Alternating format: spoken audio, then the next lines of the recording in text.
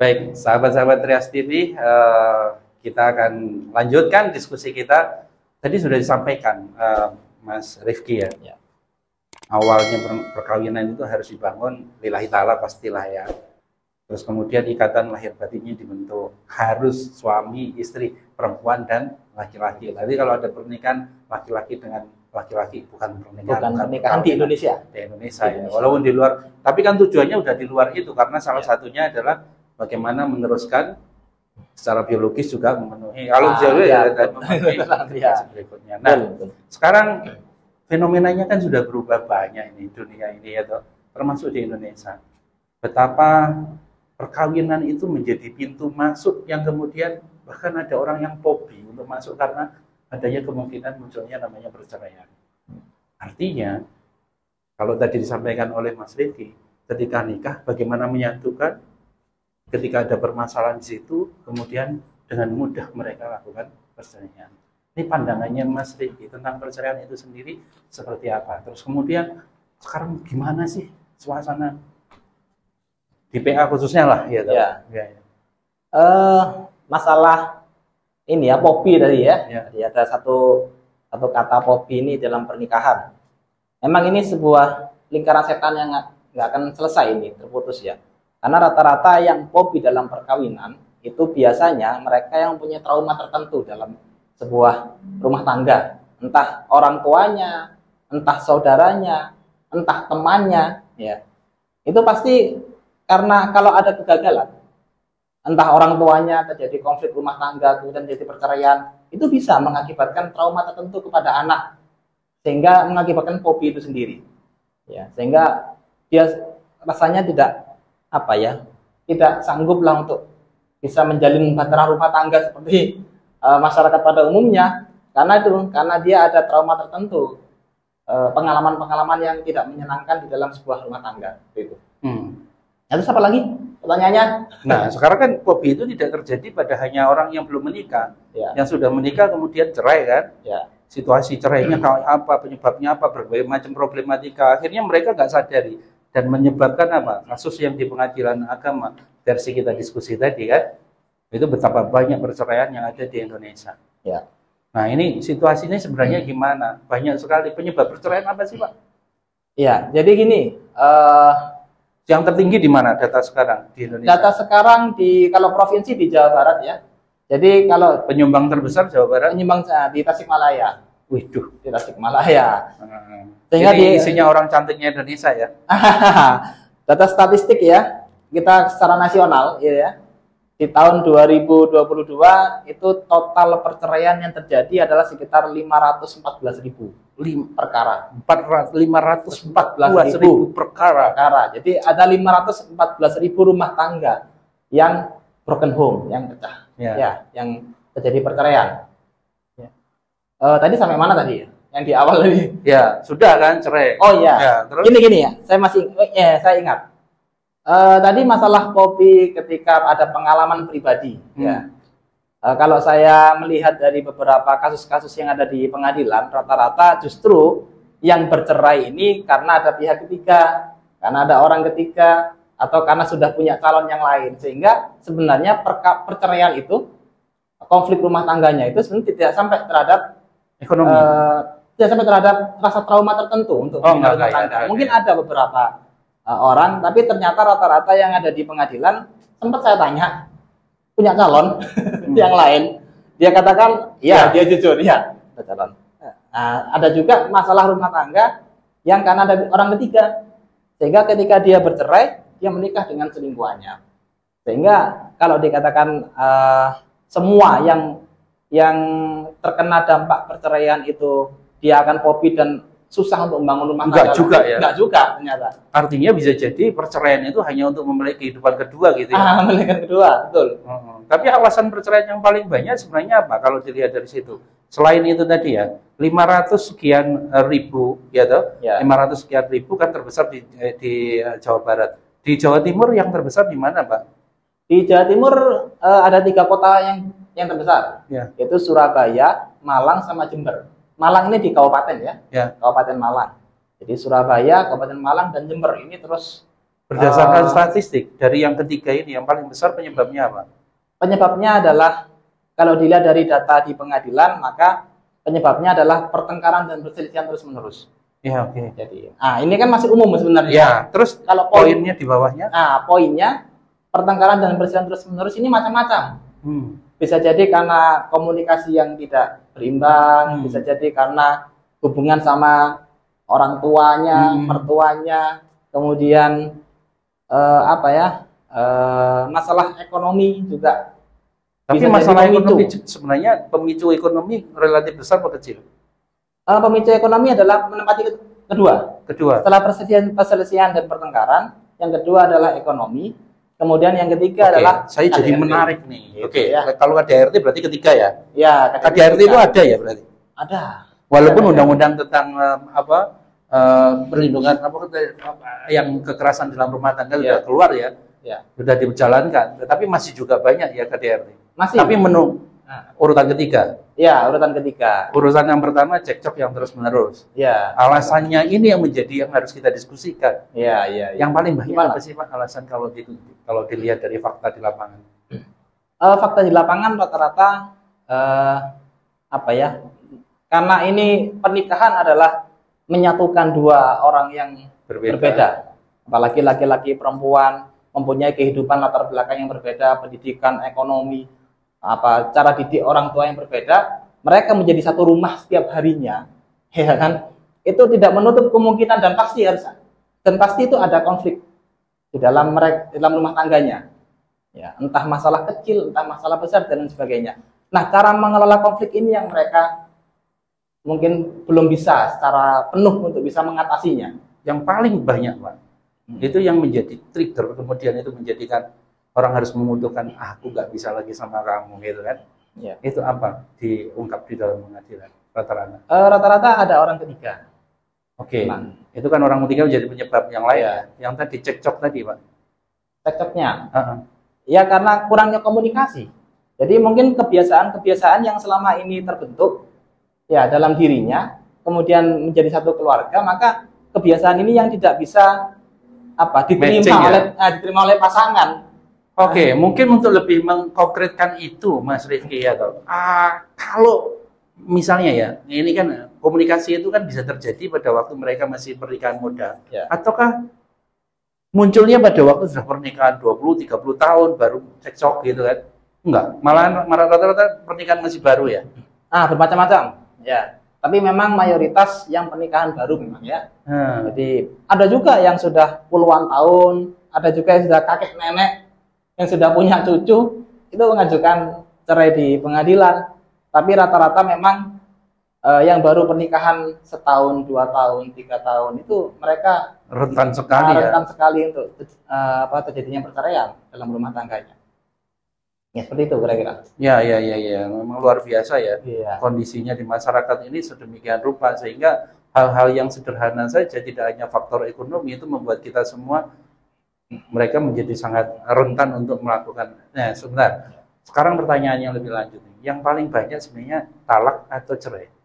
Wah, ini yang menarik ya. Yang menarik. Jadi yang paling banyak sebenarnya data menunjukkan banyak cerai gugat. Cerai gugat ini yang diajukan oleh pihak perempuan kan? Perempuan yang mengajukan. Ya. Karena mungkin dari sisi persentase Pak Rifki? Kalau persentase cerai gugat sekitar 70%. Gila ya. Misalkan 100% perceraian ini, 70% cerai gugat. Nah, sisanya cerai talak. Ya. Karena memang rata-rata kalau misalkan ada faktor ekonomi, karena ekonomi dibebankan kepada suami, maka otomatis yang tidak terima dengan keadaan ekonominya itu pihak istri. Dan itu di level ketiga ya? Nah, padahal itu di level ketiga. Ya. Level kedua. Level kedua. Ya, level ketiganya sama dengan KDRT juga ya? KDRT juga, iya. Ya. Kalau di KDRT, Pak, ada nggak kejadian yang minta talak karena KDRT? Artinya KDRT agak sedikit dibalik ya? Asumsi kita kan KDRT itu selalu dilakukan oleh laki-laki ke perempuan gitu kan. Sekarang kan dunia kita ini bisa terbalik sedemikian rupa. Ada nggak ya peristiwa KDRT dilakukan, artinya munculnya gugatan talak talak kemudian karena disebabkan oleh KDRT? Ada, tapi jumlahnya tidak terlalu signifikan, ya Tapi kan? ada ya. Tapi ada. Jadi gini, suami memang merasakan dia ingin berpisah dengan istrinya karena istrinya kasar, baik secara fisik, baik secara verbal dan sebagainya. Intinya kasar ya. Namun mungkin bukan itu alasan utama laki-laki si suami. Ya, mungkin pakai alasan yang lain sehingga yang muncul adalah alasan pertengkaran dan perselisihan terus-menerus. Cekcoknya itu yang muncul. Satu, ya. Sehingga dia tidak mendalilkan kekerasannya. Dia tidak fokus kepada kekerasannya. Tapi pada waktu pemeriksaan sebenarnya munculnya insight-nya di situ kekerasan ya. Ya. Ketika pemeriksaan maka muncullah kata-kata kekerasan. Oh, ada pukulan. Mukul ada Pak perempuannya? Ada. Kan kadang banting-banting gitu ya. Banting barang-barang dipukul oleh suami ada juga. Saya tanya suaminya, balas nggak Pak? Enggak, saya diam aja Pak. Gitu. Iya. Ya, itu sekali lagi tidak bisa diglobalkan, bisa digeneralkan ya.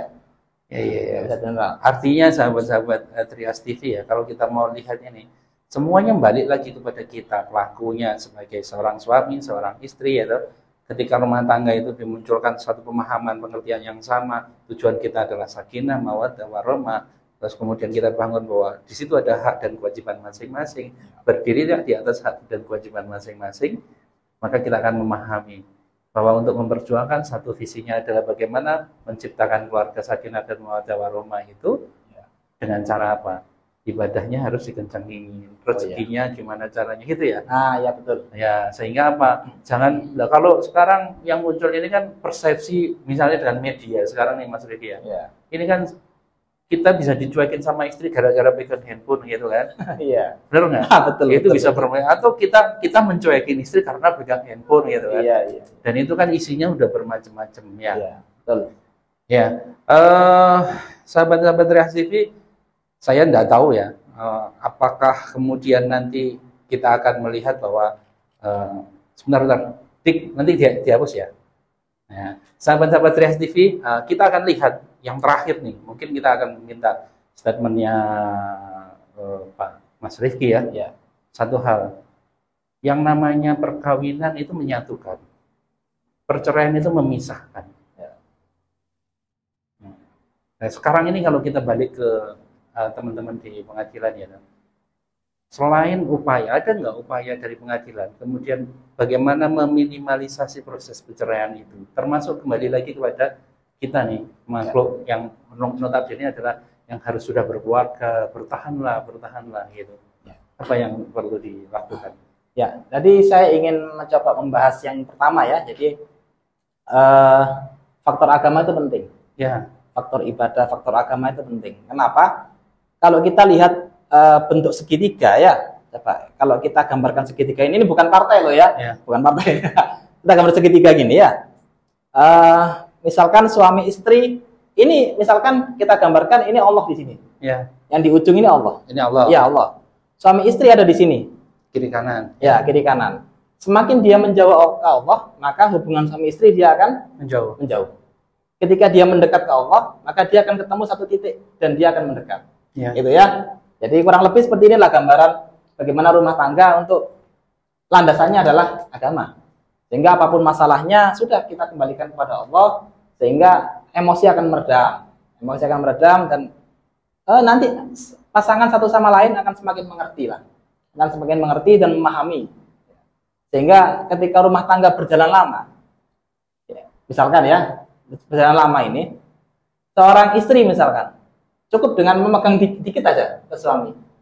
Suami akan paham, oh jangan emosi, ini ada orang nyebelin nih gitu ya. Ada orang nyebelin. Atau mungkin cukup dengan kedipan mata aja, sudah ngerti.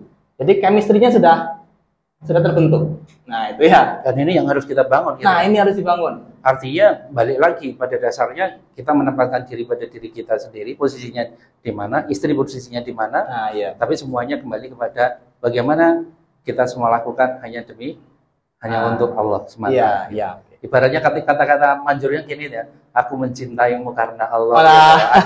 Iya. Tapi kan karena Allah itu harus ada wujudnya gitu. Harus ada wujud, harus diusahakan. Iya. Kebahagiaan itu harus diusahakan. Kita jangan menunggu kebahagiaan, tapi kita harus diwujudkan. Siap. Tadi nyambung yang kedua. Bagaimana apa sih upaya pengadilan? Iya. Untuk bisa menekan angka perceraian. wah upayanya berlapis-lapis kalau saya katakan ya, berlapis-lapis. Pertama adalah yang akan mengajukan, misalkan entah suami atau istrinya akan mengajukan, maka dia harus memenuhi syarat-syaratnya dulu. Itu kan lapisan pertama untuk bisa, nggak sekedar orang talak selesai, dia mau cerai selesai, enggak, tapi harus ada syarat-syarat yang akan dipenuhi. Setelah itu di sidang pertama ada penasehatan. Jadi hakim wajib untuk menasehati para pihak. Setelah dinasehati harus ada mediasi. Mediasi ini yang difasilitasi oleh mediator di pengadilan agama masing-masing, itu pasti ada mediator. Setelah dimediasi misalkan gagal lagi, masuk sidang lagi, dinasehati lagi. Jadi sebelum dimulainya persidangan, nasihatnya banyak. Nasihat terus isinya. Iya, nasihat terus. Loh, jangan salah, nanti bisa jadi di tengah-tengah itu mereka berubah pikiran. Karena prinsip hakim ya, yang membolak-balikkan hati ini kan Allah. Iya. Ya kita hanya sekedar ya ngasih letupan-letupan kecil lah untuk bisa mendamaikan mereka. Jadi bisa jadi setiap kali pertemuan ditanya, yakin? Iya, yakin, nggak nyesel. Nggak nyesel. Ini musim hujan loh kan. Ya. Musim hujan gitu ya. Dingin, nggak ada yang nyelimuti. Iya. Jadi sedemikian kreatifnya hakim-hakim kita gitu ya. Oh iya, kita harus. Tapi itu pun sudah di Indonesia ini sampai dengan 2023. 2022 kemarin. 2023 ini sampai dengan semester 1, Pak. Sampai berapa angka perceraian? Nah, kalau laporan-laporan seperti itu kan sifatnya tahunan. Oke. Jadi ketika yang 500 tadi itu di tahun 2022. Jadi ketika melewati 2023 nanti di 2024 keluarlah angka-angkanya itu. Artinya di 2022 segitu itu adalah yang sudah putus. Sudah putus. Itu betapa banyak yang lebih mengajukan gitu, Pak. Nah, makanya mungkin sahabat-sahabat institusi yang harus Anda pikirkan, gimana kita tidak menjadi bagian itu. Semuanya harus kita coba minimize dengan cara apa? Mengedukasi lingkungan kita, membangun diri kita, membangun lingkungan kita. Yakini bahwa pernikahan itu kita dijodohkan itu untuk bertemu, bukan untuk berpisah. Ya, betul. Begitu ya? Wah, mantap sekali. Kita dijodohkan untuk bertemu, bukan untuk berpisah. Dan kita dijodohkan oleh Allah. Pasti Allah punya maksud. Jadi, ayo kita sama-sama pahami bersama kehidupan kita jalani semuanya dengan lebih bersyukur. Orang yang di sekitar kita ini adalah orang-orang yang terbaik buat kita semua. Baik, sahabat-sahabat Trias TV, sebelum saya akhiri, mungkin Pak Rifki mau sampaikan sesuatu ke sahabat-sahabat Trias? Bentar, saya bingung mati. Iya. Yang terakhir ya. Gimana ini yang terakhir nih? Saya juga bingung. Closing aja supaya jangan sampai ini. Istilahnya kalau kita mau lihat kan, perceraian itu tidak bagus lah buat kita. Allah tidak menyenangi perceraian. Gitu ya. Kalimatnya itu coba sampai aja ya. Baik, closing dari pertemuan ini, diskusi kita kali ini adalah bagaimana pernikahan ini adalah sesuatu hal yang sangat dianjurkan dalam agama. Bahkan bisa jadi itu wajib, bisa jadi itu sunnah ya, bisa jadi itu diharamkan. Namun ketika pernikahan telah terjadi, maka jagalah pernikahan itu sampai seumur hidup. Ya. Namun perlu diketahui bahwasanya sebuah perceraian itu adalah sesuatu yang halal tapi dibenci oleh Allah Subhanahu wa taala. Jadi kita semua harus menyadari bahwasanya memang dampaknya sangat luar biasa. Dampak ke anak, dampak ke masyarakat, dampak ke keluarga masing-masing kedua belah pihak itu tidak ada dampak yang baik ya. Semuanya adalah dampak yang sangat memberikan efek negatif terhadap sekitarnya. Dan apalagi kalau kita bicara anak ya, kalau kita berbicara anak, maka anak ini adalah aset masa depan kita. Kalau anak ini tumbuh kembangnya tidak sempurna karena adanya pisahnya orang tuanya, maka otomatis dia akan tumbuh kembang menjadi manusia yang tidak bisa sempurna. Ya, seperti itulah kurang lebih secara mental ya, secara mental bukan secara fisik. Baik, seperti itu kurang lebih. Siap. Terima kasih Mas Rifki. Sahabat-sahabat Trias TV, saya notes lagi. Kita berjodoh untuk dipertemukan selamanya. Jadi jangan pernah Anda berpikir bahwa ada perbedaan di antara kita. Ya, karena apa? Silaturahim aja nggak boleh putus, apalagi jodoh gitu kan. Baik, sahabat-sahabat Trias TV, kita akan ketemu lagi di agenda Trias TV berikutnya. Terima kasih, saya akhiri. Assalamualaikum warahmatullahi wabarakatuh. Waalaikumsalam. Makasih ya, Mas.